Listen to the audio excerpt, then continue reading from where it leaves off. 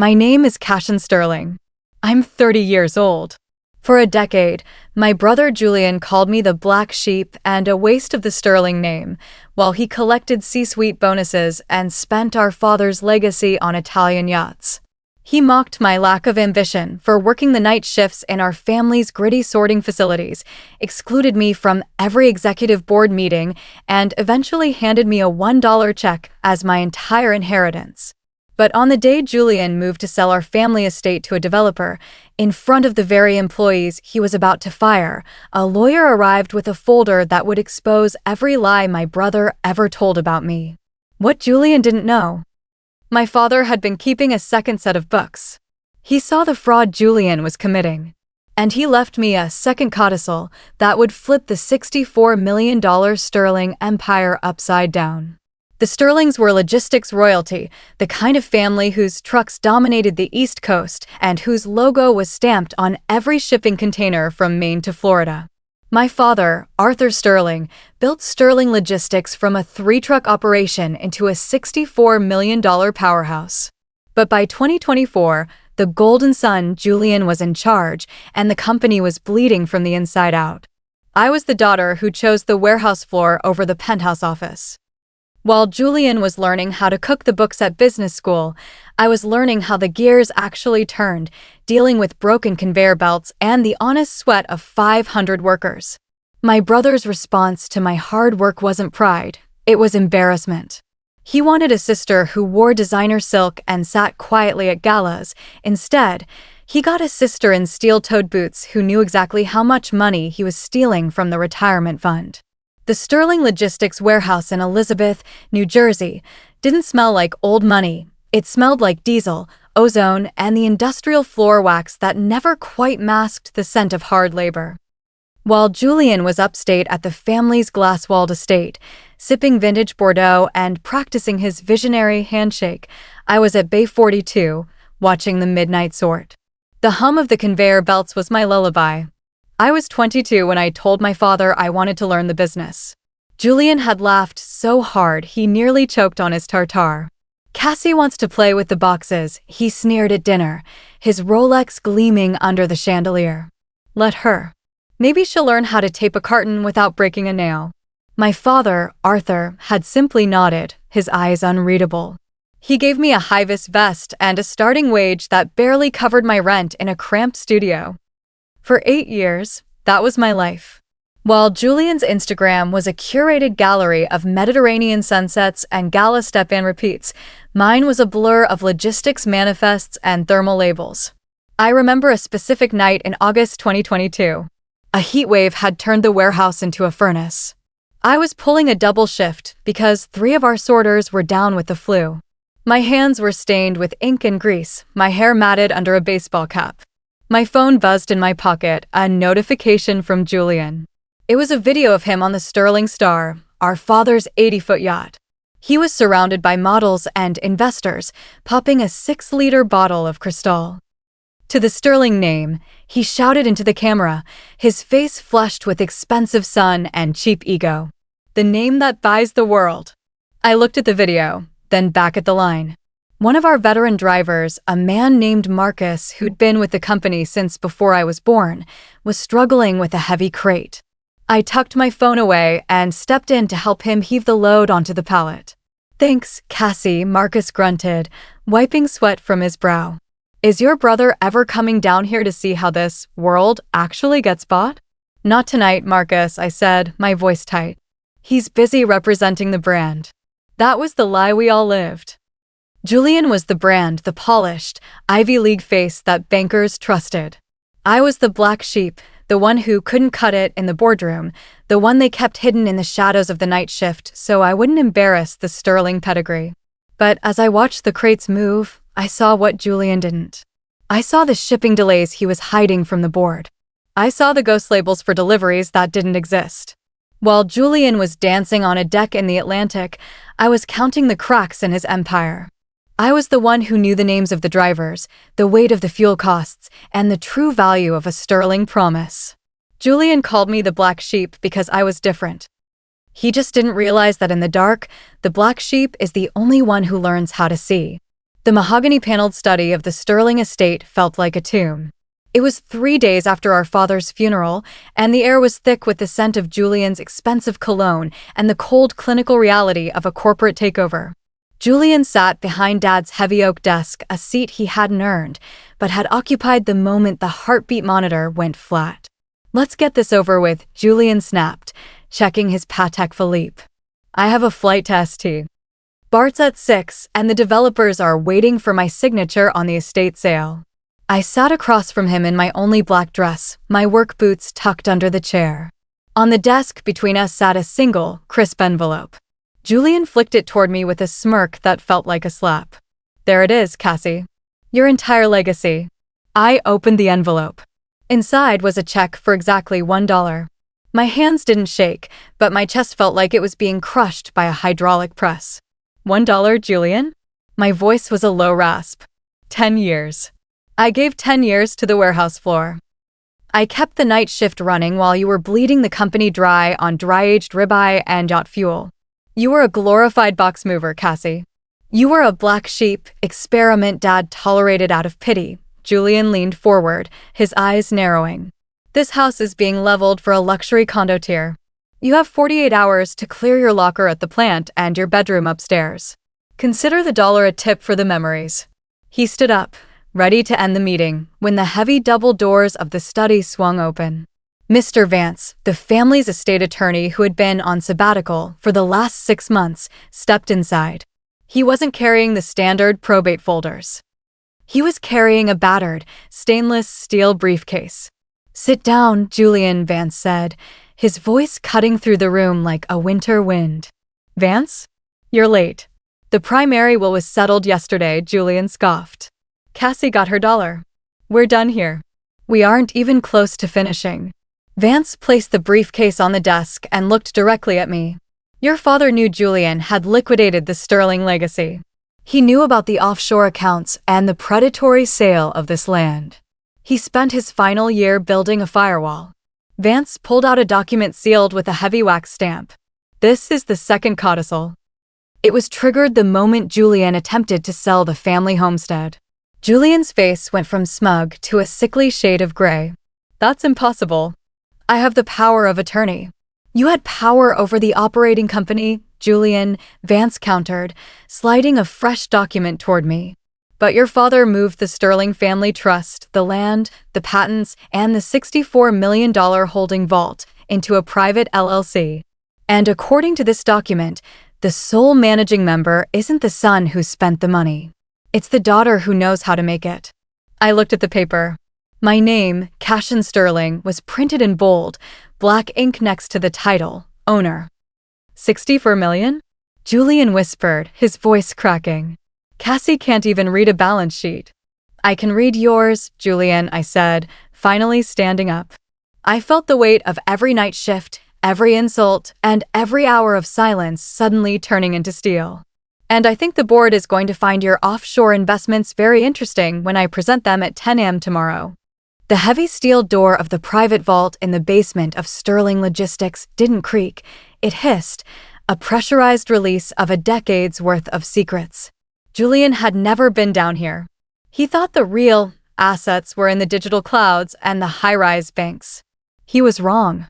I stepped into the small, climate-controlled room, the fluorescent lights flickering to life. On the center table sat the mahogany box my father had mentioned in his final, private letter to Mr. Vance. My fingers traced the S engraved on the lid. Inside wasn't just gold or cash. It was a physical history of Julian's betrayal. I pulled out a thick, black binder labeled Project Icarus. My heart hammered against my ribs as I flipped through the pages. It was a meticulously documented shadow ledger, written in my father's precise, looping cursive. He hadn't just been watching the company, he had been auditing his own son. He knew, I whispered, the cold air of the vault biting at my skin. The ledger detailed every consulting fee Julian had paid to shell companies in the Cayman Islands, money funneled directly out of the Employee Healthcare Fund. There were copies of signed contracts where Julian had agreed to sell our proprietary routing software to our biggest competitor, Apex Global, for a personal kickback of $5 million.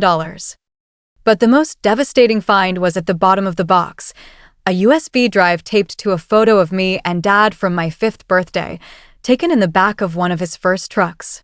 I plugged the drive into the rugged laptop Vance had provided. A video file appeared.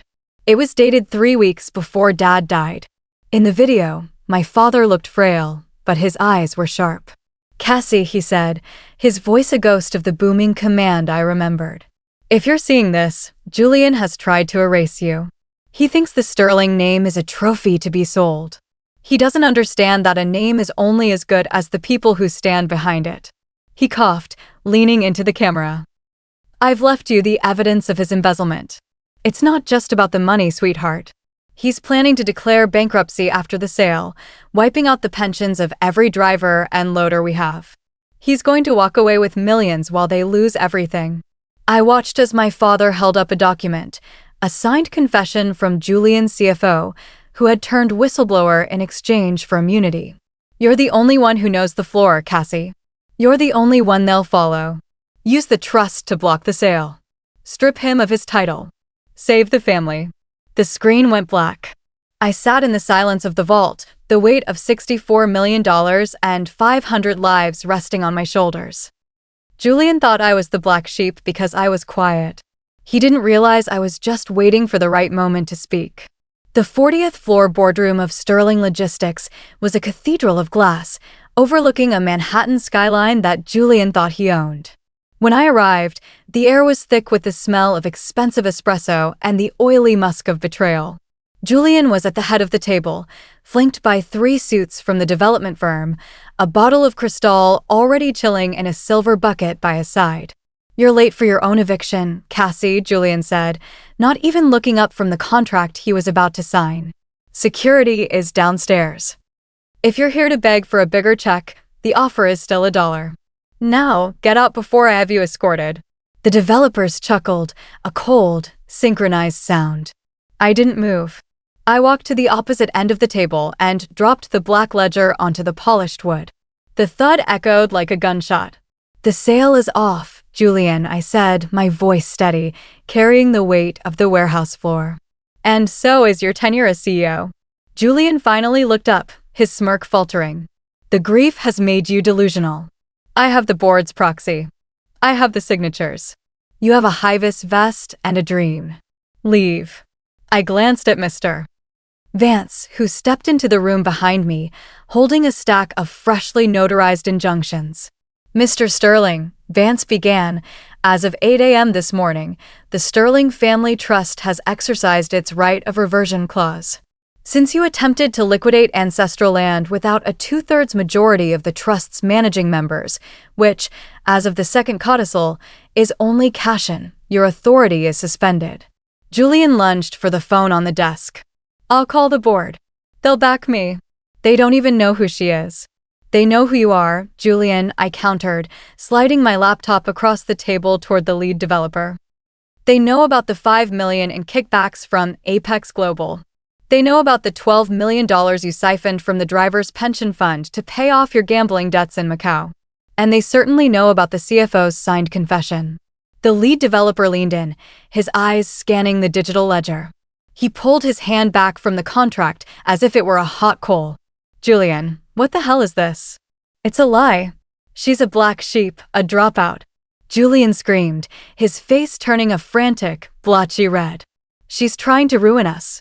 "I'm saving us," I said, leaning over the table until I was inches from his face.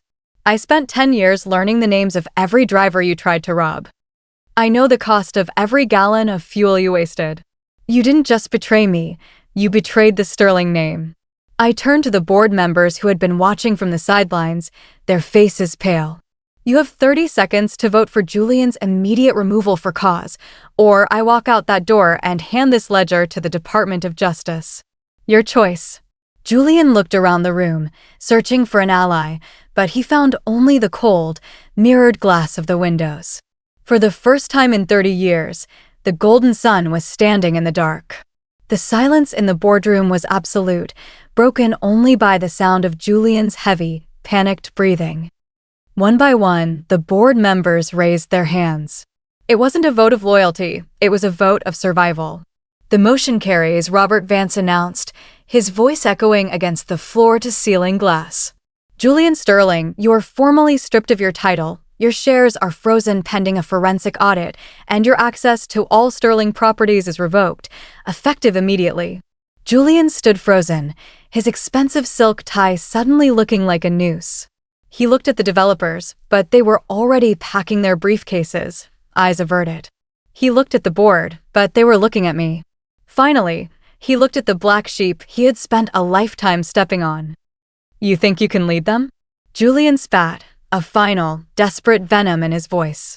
You're a sorter, Cassie. You belong with the grease and the cardboard. These people won't follow a girl who smells like a loading dock. You're right about one thing, Julian, I said, walking toward the door. I do belong with them. That's why I'm going to win. I didn't stay for the aftermath. I took the elevator all the way down, past the executive suites and the marble lobby, straight to the sublevel garage. I drove the company truck back to the Elizabeth warehouse. The shift change was happening. 500 men and women in neon vests were streaming in and out, the air thick with the familiar hum of the belts and the roar of the engines. I stood on the loading dock, the very place Julian said was my cage. Listen up, I shouted. The noise didn't stop immediately, but as the drivers and sorters recognized me, the girl who had pulled doubles with them for a decade, the engines cut. The warehouse went quiet. My name is Cassian Sterling, I told them, my voice amplified by the warehouse acoustics. My brother tried to sell this land. He tried to take your pensions to pay for his yachts. But today, the board removed him. As the majority shareholder of the Sterling Trust, I am stopping the sale. Your jobs are safe. Your futures are staying right here. A low murmur rippled through the crowd, then a cheer that shook the corrugated steel roof. Marcus, the veteran driver, stepped forward, his cap in his hand. He looked at my polished shoes, then at my eyes. So, what's the plan, boss? The plan is to get back to work, I smiled, the weight finally lifting from my heart. But first, we're auditing the route efficiency. I think we've been wasting too much time on the executive detours. That night, I sat in my father's old office, not the glass one in Manhattan, but the small, wood-paneled room tucked behind the warehouse floor. I looked at the $1 check Julian had given me. I didn't tear it up. I framed it. I was no longer the black sheep seeking a seat at a table that didn't want me. I had built my own table, right here where the work got done. Julian had the pedigree, but I had the people.